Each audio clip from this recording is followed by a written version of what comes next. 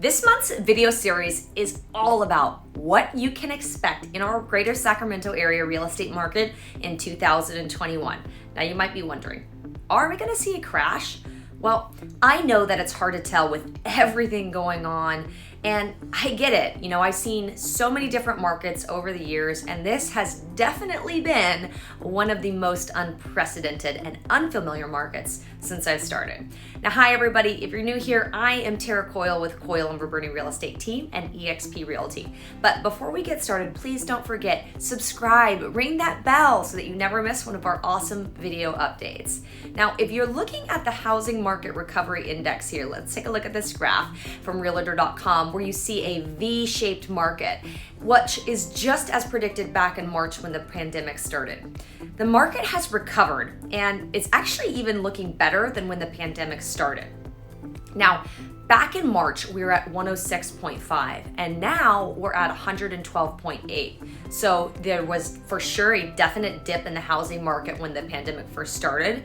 But now, as you can see here, the market dipped and then it took a strong, steady rise. And we're actually stronger now than we were back in March of 2019.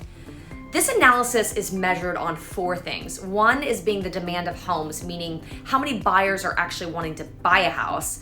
Two, it measures the supply or the inventory, which is the number of homes that we actually have for sale on the market. Three, it takes a look at pricing. Are home prices going up or are they going down?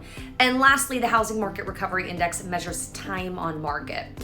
Inventory and interest rates right now are, in my opinion, some of the greatest indicators of why we are seeing such a strong increase in the housing market here locally. And this is really because there's a lack of supply at the same time coupled with there's an extremely high demand because interest rates are at an all-time low and people are flooding into the greater Sacramento area. But let's also take a look at information on forbearance. Now, this is provided by the Mortgage Bankers Association, and the number of active forbearances have actually been declining almost each and every month. And if we look at when homeowners exited their forbearance plan, you're gonna see that 54.6% are paid in full, 30.7% they're working out repayment plans, and only 14.7% are in trouble.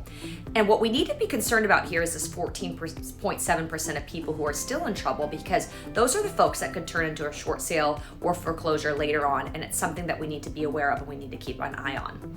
But right now, the market's still hot, buyers are still active, so continue to watch for these videos and many, many more. Look out for information about how the housing market here is in the greater Sacramento area and how it might affect you.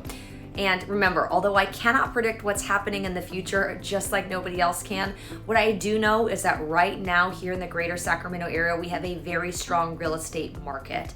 Please feel free to reach out to us at any time at no cost, no obligation, no hassle for a free strategy session. I'm looking forward to hearing from you, and as always, make it a great home buying and selling day.